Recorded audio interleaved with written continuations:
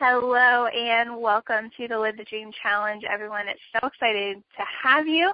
I'm Stacey Ann. And I am Swim Kareem. And we are the hosts of the Live the Dream Challenge. And tonight we have a very exciting guest for you. We have Theresa French on the line, who is going to share with us how to move past our fears and step into our success.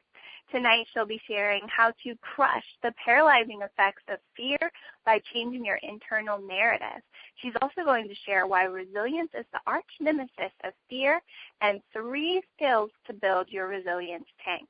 And finally, she'll be sharing how planning and intentional visioning propel any venture past fears and into action.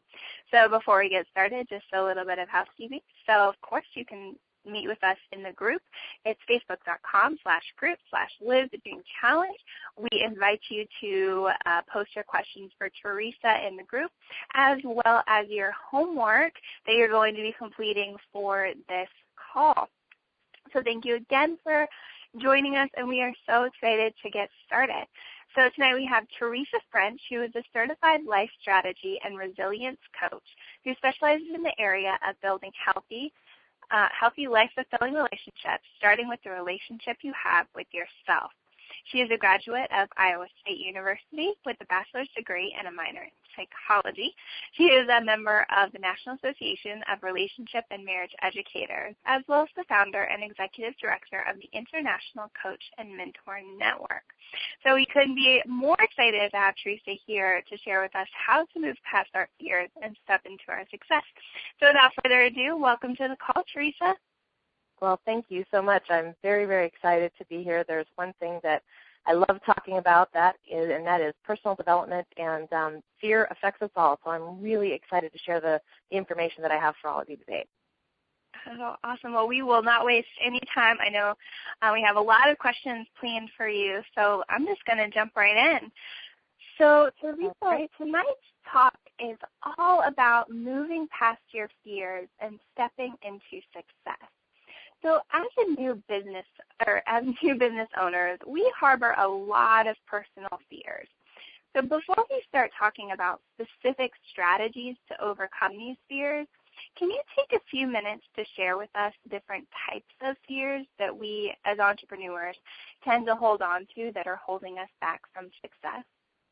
Absolutely. And like I said at the onset, we all suffer from it. So the one thing I want everybody to know on the call is that no one here is alone. We all go through these things. And, I think we live in a constant state of fear. If we look at our economy, we look at the security issues around our world, there's lots of things we can get hung up on, and we're riddled with all sorts of fears. And then we have those that are internal to us in our immediate environment that threaten our peace and bliss, and we have to deal with those things. And, of course, it's really difficult. You had asked, what was it that we deal with in our business? And when I work with my clients, it's very, very important to never forget the fact that we are emotional human beings running businesses. And it's really difficult, I think, to separate out work-related fears versus personal fears. I think they all kind of affect one another. So if we were to look at just kind of some of the fears that we all face, the external ones, such as the fear of violence, the fear of losing things we treasure, the fear of public speaking, and, of course, death. I think on one survey, depending on who you talk to, death was right up there at number 4, and public speaking was number 1. Who knew? But these are kind of the external fears, things that happen to us, things that we're afraid that we don't have control over and we can't stop, and they're going to come at us and catch us off guard. Then we have those that are our internal or our intrinsic fears that really that's our little ticker tape in our head. That's our brain bullies that work on us to tell us that we're not good enough and show us that we're embarrassed, and we lose confidence from these fears. We fear rejection and change, shame and loneliness. All of those things are things that circulate, and it depends on kind of the trigger that brings it up that determines how we react. And, of course, I would be remiss to not mention that as if all of that wasn't enough and those weren't enough fears, we also have the fears that we don't even feel, at least not consciously. And we can't really face our anxiety to clarify its sources because we don't know that it's happening. And these fears are the kind that we come home when we're grumpy and we bite off our husband's head, or we harp on the kids about their homework, and we're not really sure why we're so grumpy, but there is anxiety going on there, and there's a fear beneath that, but it's unknown to us in a conscious way. So, it's really important that we take into consideration all of these different kinds of fears and understand that they all add fuel to our actions and our interactions with other people and with the world around us. And I know that there's a couple of acronyms that float around out there for fear. A couple of them that I came up with on my own is focus, engage, accept, and respond. And we'll talk a little bit more about that here in just a little bit. And I think the other one is, fears really are made up of fantasized experiences appearing real. They're in our head. And really, in most of the cases, we have no real experience to tell us that they are actual, tangible, real fears, that those things that we're thinking are actually going to happen. So they're anticipated experiences, and they get played out like the worst soap opera you can imagine. And that's how we're conditioned. That's our nature. So what we need to do in each of those cases is we need to ask ourselves, is this particular fear absolute? Do I absolutely know for sure that what I'm thinking is going to happen is going to actually happening or going to be happening? And really, the answer most times is no. So no matter what version of fear you might be feeling, there is this one universal truth, and this is why I'm dedicated to helping people uncover some of these fears and help them move through it, because the bottom line is fear holds you back. It is the fear of failure. It could be the fear of success. It could be what you don't know, what you do know, and these potential threats to your status quo will cripple your confidence.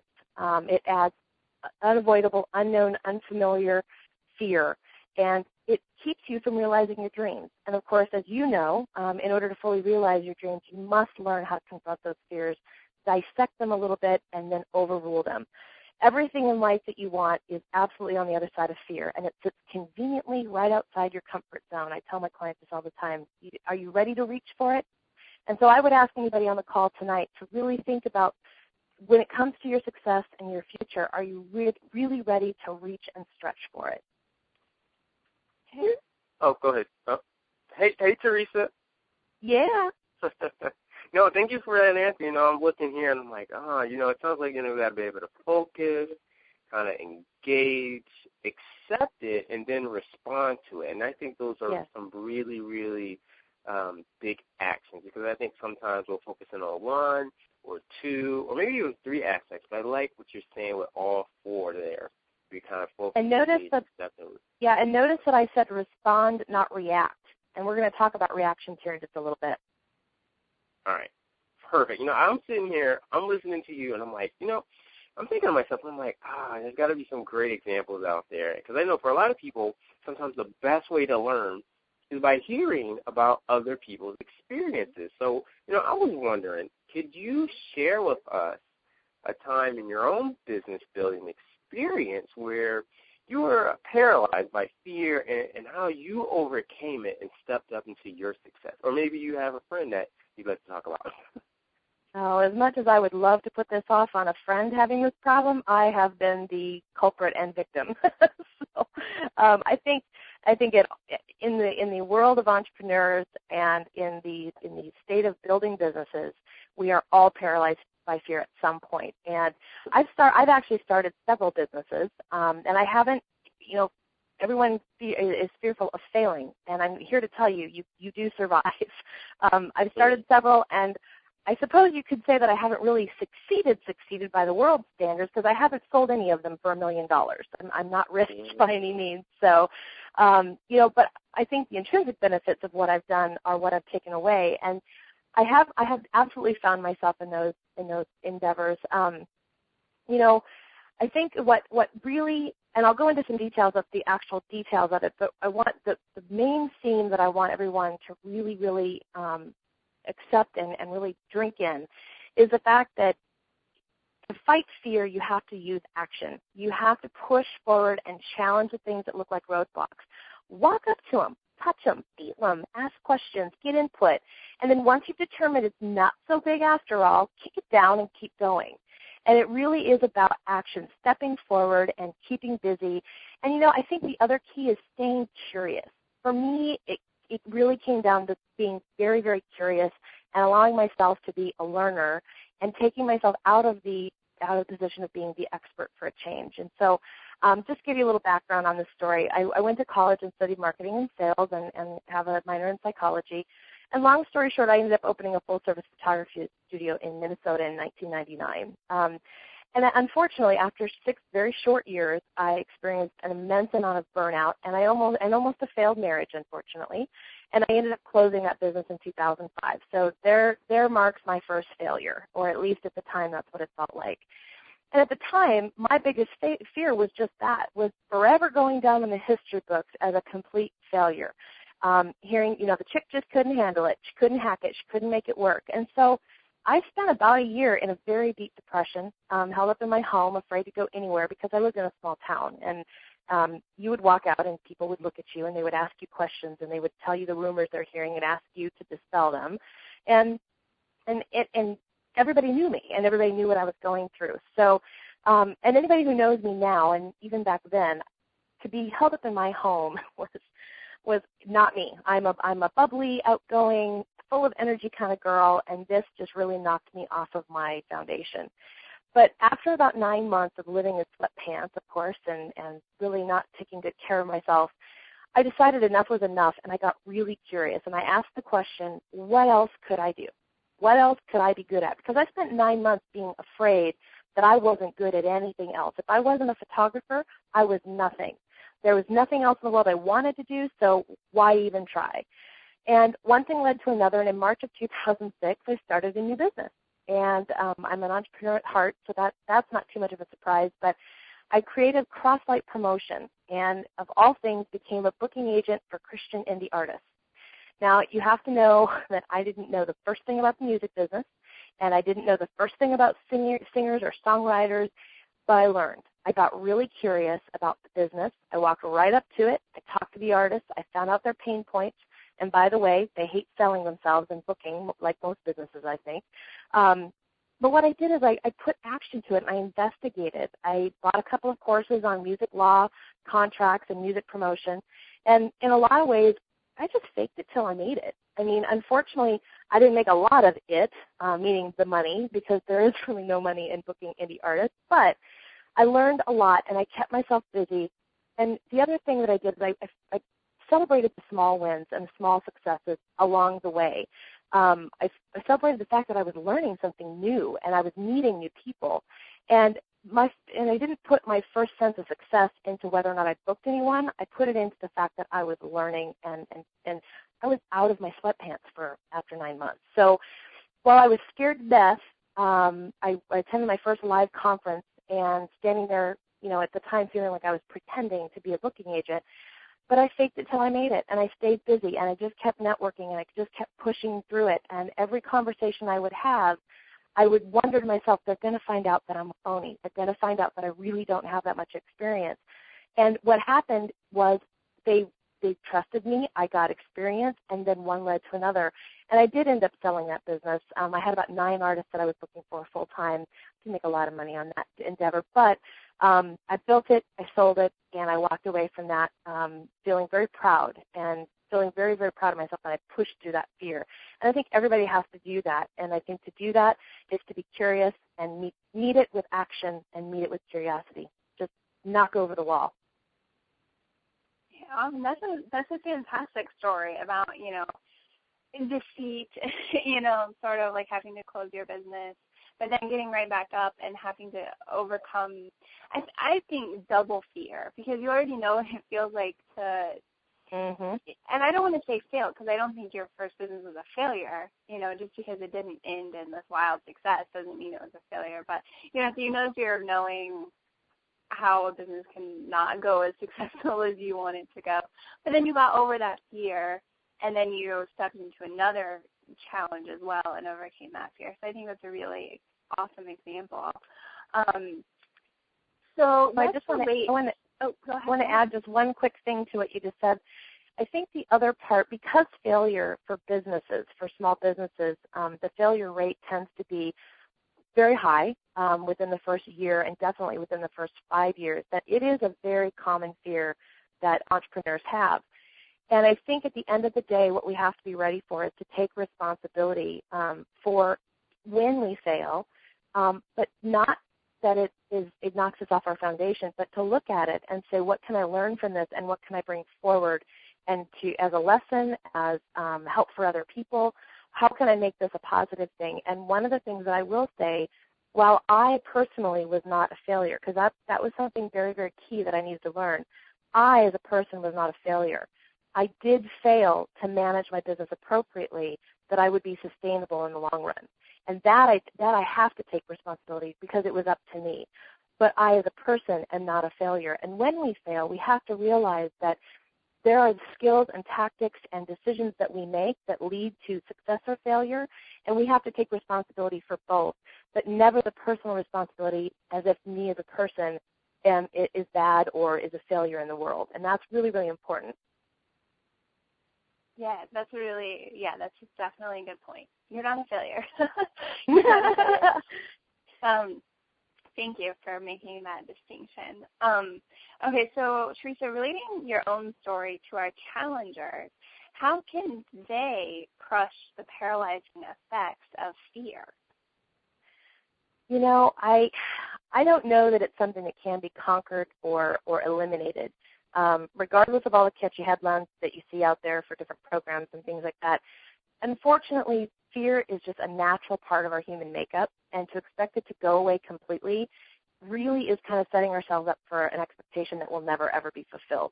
I think instead what we need to do is take a look at the fear, know how to dig into it, and to live with it and face it and deem it no longer a monster under the bed. I think that's what it comes down to. Fear is just a part of that uncomfortable part of us that we have to face, and we have to understand it better and be aware of it.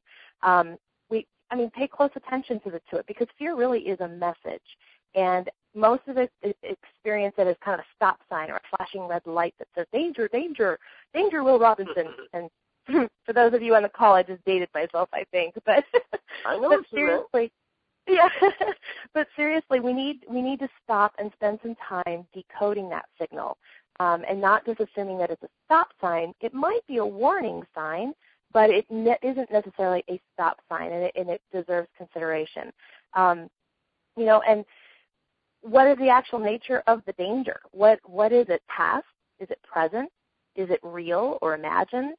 Let's dissect it. Are we feeling anxious because we are boldly charting new territory and we're new, or because we're about to do something really stupid? Because our fear can stop us from hurting ourselves as well. So if we take a look at fear just itself for just a minute and what it is, I'm going to get kind of scientific on you for just a minute, and I'm going to talk a little bit about, fear is not just an emotion. Fear is a physical reaction with the chemicals in our body. And from a physiological and biological perspective, fear is a series of reactions in the brain triggered by stressful stimulus. And, of course, that ends in a physical reaction. And the reactions can vary for different people. Some it's tense muscles, or our heart rate gets going really quickly, or we kind of breathe heavy for a minute. Every time I sing in front of a live audience, I feel like I could get sick. that stage fright never goes away. But this is our body at work. This is our body talking to our brain and saying, hey, something is going on, and it deserves attention. And, of course, when it's an outside stimuli, such as, a door slamming shut or somebody jumping up from behind something, our bodies go into a reactive mode, and it's in our DNA to do so. That's our protective function. And many areas of the brain are at least partly involved for the fear response. And, of course, you've got the thalamus. And that determines where to send the incoming data from the five senses. You've got your sensory cortex that interprets it. That says, is it dangerous? Is it going to hurt me? You have your hippocampus, which actually stores and recovers memories. That processes our contrast filter, what has happened in the past and how does that compare to what's happening right now. And that gives us the ability to give context to what we might be going through. And then the amygdala, which interprets our emotions, discovers threats, and then stores memories of past fears. So we've got two little things that like to pull up the past and compare it. And then we've got the hypothalamus, which activates the fight or flight response, which everyone is probably very familiar with. And that's necessary in order to protect us. We either stay or we go. And if we're staying, we're probably fighting. And if we're fleeing, we're out of here. And that's where success stops because we give up. But these two stimulations create a fear response, and there's a low road and a high road. And what I mean by that is the low road is reactive. It initiates that fight or flight response, which means you're either going to fight, which is usually a negative thing, or you're going to flee and you're going to give up. The high road is calmer and more thought-oriented. Here the brain analyzes the stimulus and compares it with the other incoming data, and then takes into consideration the sights and sounds as well as the memories and similar events. It then determines if the threat is real. The high road, of course, takes a bit longer, and the low road, which is oftentimes experienced in an unexpected event, like the wind blowing the front door open or something. But it first causes a moment of fear, and then calm sets in. So it's short-lived, whereas the high road is a little longer of an evaluation process. Now, have I lost you yet? There's the scientific part of fear. It is a real thing, and I think a lot of people, they relate fear to an emotion, as if the emotion can be controlled. And that's not right. Fear is an actual physiological response in our body that we have to experience whether we like it or not. And what it really comes down to is being aware of those reactions in our body, and then learning to dive into them, as I've been saying. So it takes a little internal work to identify the actual sources of these fears, to figure out, are these being caused by a past issue or a present issue? And what's being obscured from our view that we can't see the purpose? And so, for example, the anxiety that washes over you when you think about you going to your spouse with something you've got a little conflict with, or maybe even an unreasonable customer. Someone hasn't paid their bill and you've got to do a little bit of bill collecting. That anxiety that you feel going into that conversation, that could be a masking of an underlying issue that comes up from your childhood when you spoke back to your father. I mean, a lot of these things are rooted in our upbringing, but we don't know them because they fall into that subconscious, and we can't consciously call them forward to say, oh, that's what that is. We can when we stop long enough to take a look at it. So, like I said, fear is a message, but it isn't necessarily a negative message. And sometimes it's helpful, and sometimes it's not. But it's always conveying critical information about our beliefs and our needs and our relationship with ourselves as well as the world around us. Okay. I definitely follow you. I like where you're going with that. I like what you're kind of preaching there. And you know, for me, or at least for a lot of entrepreneurs, whether it's a good thing or a bad thing, we like to put things in context as to how can we overcome the problem and kind of get a solution. And we always think of what steps do I need to take? What's the system I can have in mind? So, you know, I wanted to kind of get into some of the specific strategies to overcome fears.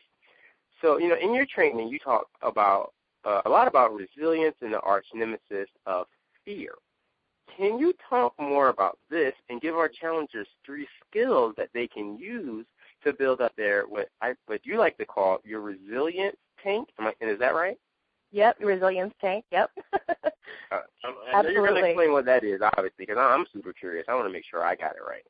Yeah, no, this is my favorite part. I am very tactical, so we can talk about, you know, how things happen, but until there's a solution and we can get down to some tactical skills to start really addressing it, it really is all for nothing. So this is talking about how we do this is absolutely my favorite part. So first of all, resilience is such a powerful word, and let me rephrase that.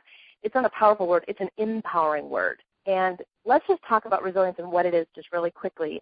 First of all, you have to understand that resilience itself is the deep and committed belief that no matter what situation you're facing, you will find a way through it, and then you have some sense of control, or at a minimum, you have a choice in the situation. So I want to mention, you know, the exercises that I have included in my free download go into this a little deeper that I won't be able to get into a whole lot on the call because they're actual exercises you get to do. But one of the tools that I've included is called an RQ test. And what that is it measures how resilient you are. And the scoring model that I've included allows you also to see your scores in several different areas, including emotional regulation, impulse control, optimism, empathy, and my favorite, self-efficacy. And we're going to talk about that in just a minute. It is the cornerstone of resilience. And, you know, I think in order to fill up our resilience tanks and keep us on top of our game, the nature of resilience is very complex to begin with. And, you know, I could go into so much right now. I'm just trying to really figure out what the most important things are because I love resilience. Resilience is just a powerful and empowering skill to have. And so I guess if I broke it down, it's really kind of about having a resilience gas tank like we've been talking. So to overcome past tragedies as children, we have kind of 4 uses for resilience, by the way. So we've got 4 uses that take gas out of our tank. And when we're using our resilience, we're using them in these 4 ways. And so the first one is to overcome past tragedies. So as adults or children, perhaps a broken home, poverty, could be emotional or physical abuse in your past. Typically pretty tragic, but things that happened in the past and early on. The next use we have is called steering through, and this is our ability to get through everyday adversities. You know those little annoyances like the printer runs out of ink right when you have a report to actually print out for a client, or your internet goes down in the middle of your day, and you're thinking, what am I going to do? And so your fear and your anxiety kicks in because you're thinking forward of what's going to happen if it doesn't get fixed. So steering through is, and I'm going to come back to that because that probably is the most relevant to our audience today. But the other 2 ways are bouncing back. So really tragic losses in the present. So we've lost a job, we've gotten divorced, a family member has passed away. It's some monumental crisis that takes us down, kind of like me closing my business. That 9 months was kind of on my face, and I bounced back. So my resilience tank was needed to get back on my feet, to pull myself up by the bootstraps and keep going. And then lastly, the effort to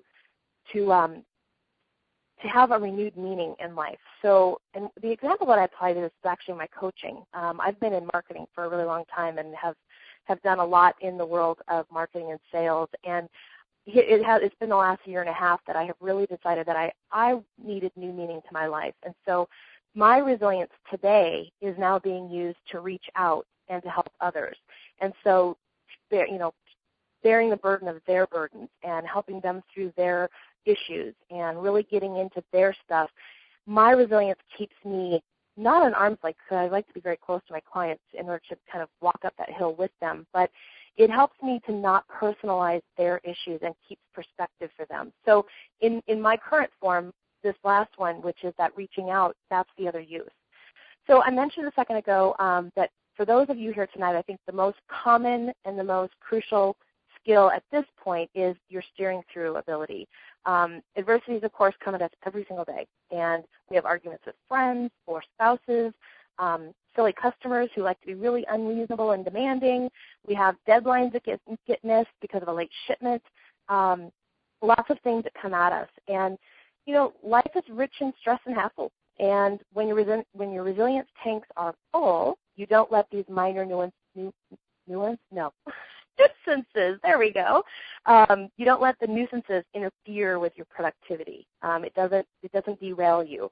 And the bottom line, when your tank is filled, you get better gas mileage. So my first skill for building your tank is the self-efficacy. A few minutes ago we talked about that a little bit. And really what that is all about celebrating the small wins, recognizing the small successes, and building your success record. This gives you the ability to know beyond a shadow of a doubt that you have the power to affect situations. And it strongly influences both the power a person actually has to face challenges competently and the choices that a person will make when they're faced with those challenges. So, self-efficacy is the cornerstone of resiliency, and they're both very, very related. And they're very, very important for steering through, because what happens is you are faced with an adversity, and if you have the intrinsic, very deep belief that you're going to get through that, you're going to find a solution, everything isn't necessarily as it appears, and you're going to toss through your options and figure out the best one. But at the end of the day, you have the power to affect your situation. You have choices to make, and you can make the right one. And even if it's the wrong one, you're going to find another solution at the end of that. So it gives you a lot of persistence. And when we talk about persistence, I always bring up Thomas Edison, and many of you may have heard about this, and depending on who you talk to, he designed the light bulb, something we depend on for everyday light in our offices and our homes. And it takes anywhere between, they say, 1,000 tries to 10,000 tries for him to have created a light bulb. He never gave up. And the other one that I think about is J.K. Rowling, Harry Potter. She wrote the Harry Potter series. And I've heard of it. She pitched her book. Yeah, it's kind of one of those familiar movies. But she pitched her book to publishers 12 times. 12 times. I mean, that's something that along the way, when do you find your small successes? She obviously found them. And I would consider myself a fairly confident person, but 3 no's, I'd be saying, darn. 5 to 6, I'd be kind of second-guessing that maybe this isn't going to happen. By 8 or 9, I'm thinking, I need a new career. I'm not going to be an author, right? I mean, that's 12 times it took her to get published, but look what happened is because she stayed persistent. So along the way, she obviously, and Thomas Edison must have had some self-efficacy in order to get through and stay persistent. And those who have a high level of self-efficacy will fill their tanks, and they will be in it longer and will see it through. And that's really, really important, especially in business. So the second is, of course, I talked a little bit about external and intrinsic fears, or those that we have inside: the failure, the unworthiness, shame. All of these either live in one of 2 places. They live in the future or they live in the past, but they don't live in the present. And everything you do with that little mechanism in our brain called the hippocampus, as it works over time to try to process the stuff you know from memories and past experiences, tries to apply some kind of context to now, but then, whenever that is, then in the future or then in the past, it is different than it is now. And so the second skill that I want people to really take home with them is the ability to stay in the now and to keep fear under control, keep your tank full by just doing a mental location check.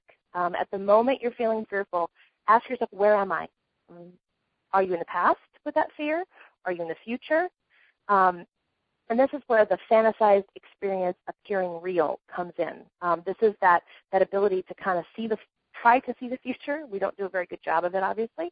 And then we try to attach past events to current. So I ask my clients typically to take a few deep breaths, draw your attention to what you're doing in the here, in the now, focus on your physical environment, and it's a great way to pull you into the present moment. And really this is where the engagement comes from. So we talked earlier about the second acronym: focus, engage, accept, and respond. This is where this comes in. You engage all of your senses by asking the questions: what am I seeing right now, right here? What am I smelling? What am I feeling on my skin? What am I hearing? What do I taste? What's going on right now? And that will pull you to the very moment. And then you can look at and say, is this a fear that's current? And if it's not, keep moving forward. So the last skill, which is a pretty deep one, and in my handout, my free download that will be available on my website, we go through knowing your ABCs.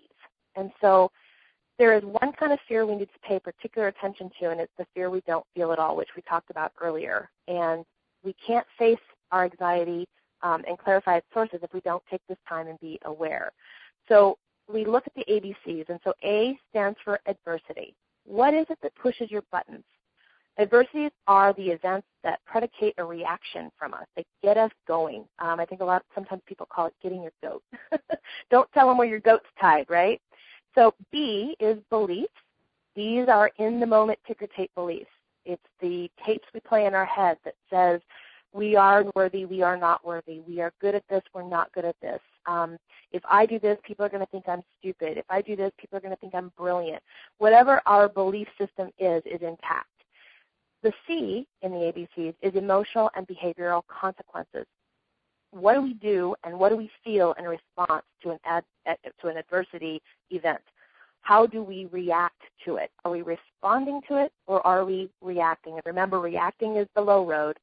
Responding is the high road. Responding takes a little bit more examination. It takes a little longer. Reaction is knee-jerk, happens now, and then we have consequences as a result of the behavior. That can be positive or negative, and depending on what situation you're in, that's what we want to do is monitor those reactions. So these are kind of the 3 skills. So if we just, in review quick, we talk about build your self-efficacy, celebrate the small wins and the small successes. be in the now. Bring yourself in with the questions of where you're at any given moment, and make sure that you compare that to what's going on right now in the present, and know your ABCs: adversity, beliefs, and emotional and behavioral consequences. Awesome. That was so good. Those are great ways to build up, the resilience to be able to keep going, because we like to tell it like it is. Owning your own business is not easy, and it's we often get really feel defeated when something doesn't quite go our way, and so to be able to build ourselves back up, to just keep going that next day, is so important.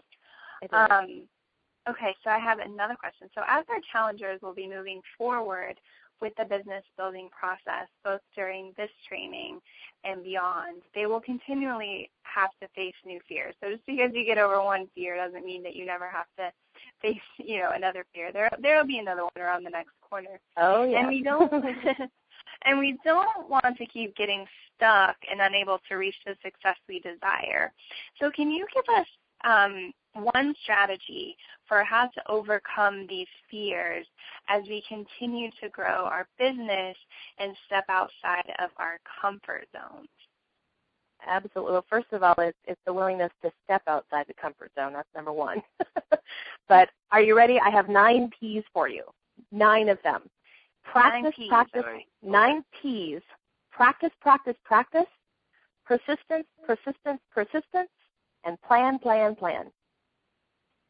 Perfect. So, yeah, practice is, none of us like to be the new kid on the block, trust me. I mean, when I started my booking business, I didn't know a thing, and I felt like a fool most of the time. But we have to get through those things. And, if we don't stick to it, we don't become an expert. And it's like me coming out of the cockpit of an airplane and saying, hey, we're going to crash. Who can fly this thing? And you raise your hand and say, I can do it, and I'm confident. Yeah, right. That's never going to happen. You have to have done it over and over and over, and practice and rehearse and repeated it over and over, and that's how you become a pro. Persistence, of course, we've talked a lot about. Never give up. Never, never, ever give up. You might have to change your plan. You might have to jump on a new path. You might have to make some decisions to diversify, but never, ever give up. And, of course, lastly, plan, plan, plan. This is, we talked about the fight or flee mechanism, and it's triggered by unexpected stimuli. And the best way, of course, to make sure you know what's coming is to have a plan in place. That can be a business plan. It can be a strategic roadmap. It can be the things that tell you where am I at any given time, and in what relationship to my goal am I. And so I compare it a lot to not having a business plan, and I'm not really talking about the business plan you take to the bank. What I'm talking about is a business plan of who my target audience is, what am I doing, where am I going, and what do I want to accomplish, and what problem am I solving in the world. Those kinds of things written out in a plan so you never lose track of where you're at. Doing business without that is like heading out on vacation without a map, having no idea where you're going to get gas, where you're going to eat, or where you're going to sleep. You just head out one day, and there you go. And, it was interesting. I don't know if you guys saw the Heineken commercial a couple of years ago. If anybody wants to email me or wants to get it, I can send you the link, or I can send it to you. But it was a board in an airport, and Heineken would stop people and say, where do you want to go today? You have to drop all of your plans. You have to go with the luggage you have, and we will send you all expense paid to some destination. And 90% of the people turned it down because of the unknown, because of the fear of but I don't know where I'm going. I don't have a plan. I don't know what is going on. But we'll run our businesses without a plan. We'll do that very thing and put that much risk without the plan. So I can't stress it enough. The plan is absolutely crucial. And, of course, once you have the plan, the things that you need to do, you just need to practice, and you need to stay persistent. Okay. Practice, practice, practice. What was the second P? Plan. Plan. Yeah. And persistence. Practice, practice, practice. Persistence, persistence, persistence, and plan, plan, plan. And the reason I have 9 of them is because I can't stress enough that each of these things are that important. Yes, they definitely are. Because like once you practice enough, then it's like maybe you should just practice a little bit more. And especially with persistence, like you can't just be persistent one time. That the definition of persistence is to keep going. And right. keep going. So I love it. So everyone right now, we just want to share with you, Theresa has created an excellent free download for you. It's called Fate Loves the Fearless. And it is a free e-guide with tools for building resilience and facing your fears head on. So if you face your fears, and win, you can download this at teresatalks.com/faith-fear. And you can download that and, really work through starting to overcome your fears. So, Theresa, I have 2 more questions for you. So let's pull back for a second and take a look at the bigger picture. So for many of our challengers, they are going it alone, and they may not have the full support of their family and friends. So they don't have an external support system that can help them, overcome their fears. So it's up to them to overcome their fears. So, real quick, I know that if I try to talk to my own family, obviously not swim, but, some of my other family, they're like, oh, yeah, you've got that business thing. How's it going for you? Or like, oh, yeah, you're going to be the next Bill Gates. Or, yeah, okay. And it's not exactly supportive. So they don't have anybody to help them overcome the fears. Plus, they have the negativity that comes in from that, from family and friends. So no support system plus the negativity, and all of this combined can be a very big hurdle that could potentially hold them back from success. So, Theresa, what advice would you give to a challenger in this situation, or, to someone who just might be on the verge of giving up their dream? I'm going to go, for someone who's just on the verge of giving up on their dreams, I'm going to go back to the last point, persistence. Don't ever, never, ever give up. So that said, I have experienced this, and it's very disheartening when you don't get the support of the people who love you. They love you, but here's the thing, and I can't say this any more clearly other than to say what my dad used to tell me. You can't soar with eagles if you're stuck on the ground with a turkey. So if there's somebody in your life who is being negative, who is doubting you, and there's a difference between loving family members asking corrective criticism or asking for objective questions to get you to think about what you're doing. There's that, and that's valuable. But when they're downplaying your efforts and basically saying you're not going to make it, this is stupid, whatever, you need to remove those people from your life. There is no other way to do it. You have to remove them from your life. You have enough, we all have enough negative ticker tape thoughts in our head. Those brain bullies work at us all the time. And the last thing we need is someone else outside of us validating what we're already thinking. And we have those weaker moments. And, of course, we battle with self-confidence from time to time. And you don't want those people around you in those moments. So if it's family, you can't just walk away from family. That is not the intention. But what you can do is monitor your time with them, limit your time until you feel that you've had some success to be able to say, hey, look what I've done. But don't let them talk you down off of your ledge, because you have a goal in mind and only you know the details, which brings me to number 2. As much as we need to say, look, you don't belong in my life because you're being negative, we also ourselves need to be very empathetic to the people who are giving this negativity. Let's face it, they're not entrepreneurs. They don't understand what we're doing, and they're not in our head to know the plan. They're not in our head to understand the vision. Only we have that. So give them a little slack. Give them a little bit of room to say, yeah. And I think at the end of the day, you just have to say, look, I'll see you when I make it. This is going to happen whether you support me or not. And at the end of the day, I'm not going to alienate my relationships over it, but I am going to make sure that I stay focused. And this is just a subject we're not going to talk about. And then lastly, and most importantly, if you don't have the support, find a network of people who can support you. This is something that is very, very important. Nobody should go it alone. Nobody can go it alone. And there is sage advice out there. You just have to find that whether it's a Facebook network or it's a blog, or maybe it is an entrepreneurial group that's being formed in your local town. Find the support so you can replace the negativity to keep you fueled up and keep you going forward. Awesome. And, if they're in the challenge, then they have a really awesome community of entrepreneurs. Yes, sir. Yes, ma'am. Who can support them. So just reach out to any one of your fellow challengers who, would be more than happy. Because sometimes you just need to vent, or you just need to kind of talk it over with somebody or really bounce ideas off. So, don't hesitate to do that. But also, surrounding yourselves with mentors who get it as well, I think is equally as important. And, the part of building this challenge has been to find mentors that our challengers can connect with in some way. And Theresa, you've been an excellent mentor. And so for everyone on the call, Theresa is offering a Fate Loves the Fearless, which is a live webinar course in resilience and overcoming fear to get what you want out of life and business.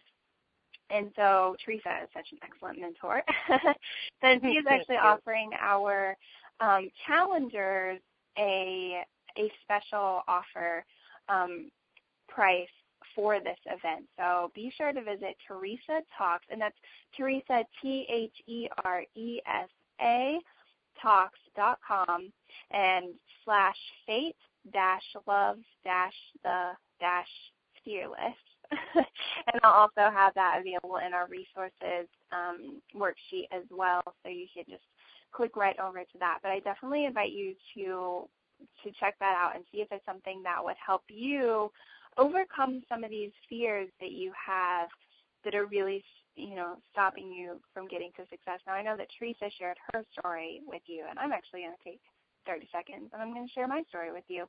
I was absolutely paralyzed by fear. I mean, I had this idea that I wanted to own my own business, but anytime it got to the point at which I needed to start taking big action. I could get the website, I could get the business license, I could get the business cards and all that, and I could even go out and meet people.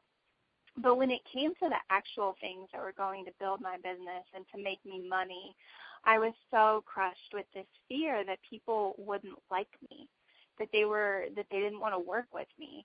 And so I'd rather just spend all my time doing something else and actually facing that fear and asking somebody, hey, do you want to work with me? Making that sale or reaching out to potential partners.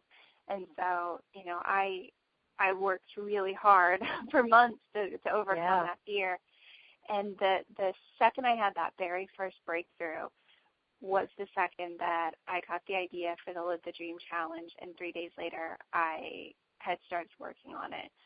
And so, the fear is very powerful. I think it gets downplayed, but I think Theresa would, has done a great job talking about fear, and it's real, like she said, and it's very, very powerful. And if you don't overcome it, it's so hard to find that success, because so many things that bring us success are so hard. Asking for the sale, asking for people to work with us, stepping outside and doing something crazy. It's really hard. So I encourage you to get mentorship so that you can make that happen faster. And again, Theresa's offering the Fate Loves the Fearless. I love that that title. And you can register or learn more at TheresaTalks.com/fate-loves-the-fearless. So again, but Theresa, we just have one more question for you. All right, Slim, take us home. All right. It's a fan favorite question, so we had to make sure we ended it with you, Theresa. Are you ready? I am ready. All right, this is a tough one. To conclude a great day, if you could start the business building process all over again, knowing what you know right now, what is the number one thing you would do differently? Everything. Everything. No, You know what? Because I've done this a couple of times, every time I've opened a new business, I've gotten to do it over again, and I go back and I learn from new mistakes, and wouldn't you know it, I get new ones on the plate. So, I think here's the deal. Plan, map it out 1, 3, 5 years, do the comprehensive business plan, the strategic roadmap. Where do you want to go, and how will you know you've gotten there? If you can answer those 2 questions, you have a plan. And like we've been talking, I would surround myself with mentors who can show you the way, answer questions when you get stuck, and really get on your side. Really be somebody who's blazed the path ahead of you and is willing to come back, because I truly believe that good leaders don't say go to the top of the hill. They say let's go together. You need to find a mentor who believes in taking you to the top of the hill and walking the path with you. And of course, I can't help but to say that I would absolutely hire a coach. Accountability is so key. And it also is an opportunity to stay filled up, to get called out on those moments when our resilience tanks are running a little bit low and we're starting to feel the fear of anxiety and the anxiety of fear. They go both ways. And I think at that moment we've really got to have somebody in our camp that can say, not rah, way to go, but okay, tactically, this is what we need to do going forward. And so, it's just important to have people in it with you. And I would absolutely invite anyone to connect with me on Facebook. If you so need someone with just an ear, I am happy. I'm dedicated to your success. And I have dedicated my life to reach out and make sure other people are supported, because if I had an opportunity to do it all again, I would have someone like me by my side. And I'm not trying to be arrogant with that statement. I'm saying that the skill set that I bring is what I should have had back then, and I might have seen the sustainability in my company. And I don't want to close without saying, Stacey, that I commend you for pushing through and overcoming that fear. And one of the things that the State Loves the Fearless is going to be all about is taking those, you talked about the sale and cold calling and the productive time, and how do we get past some of those fears and the fear of people rejecting you. We have tools and things that we can present and bring you through that will help you face those things head on. So I'm so thankful that you shared your story, and I want to say thank you so much for allowing me to share this with everybody tonight. I'm really, really excited because I'm very passionate about this piece of my business, and I'm just honored that you would have me on tonight. Yeah, absolutely, and thanks for joining us. You did fantastic. So everyone, again, go to theresatatalks.com/face-fear for your free download of Fate Loves the Fearless, a free e-guide with tools for building resilience and facing your fears head on. So let's get out there and face our fears and win. So thank you so much, Theresa. And for everyone, be sure to join us next time, where we will be talking with Beth Schneider, who is the president and CEO of Process Prodigy. She is a highly sought-after, internationally known systems expert. She works with small business owners, showing them how to squeeze 2 to 3 times the results from their existing business. So at this point in the challenge, you might start to feel like you have a lot of work to do and that it's just starting to get out of hand. So Beth is going to show you 3 simple steps to double or triple your profits, cut your work hours in half, and enjoy a business that runs itself. So she's actually going to share with us how we can start to systematize our business so that we don't feel like we're chickens running around with our heads cut off, because I know exactly how that feels. And so I brought Beth Schneider on with us to help us feel a little more empowered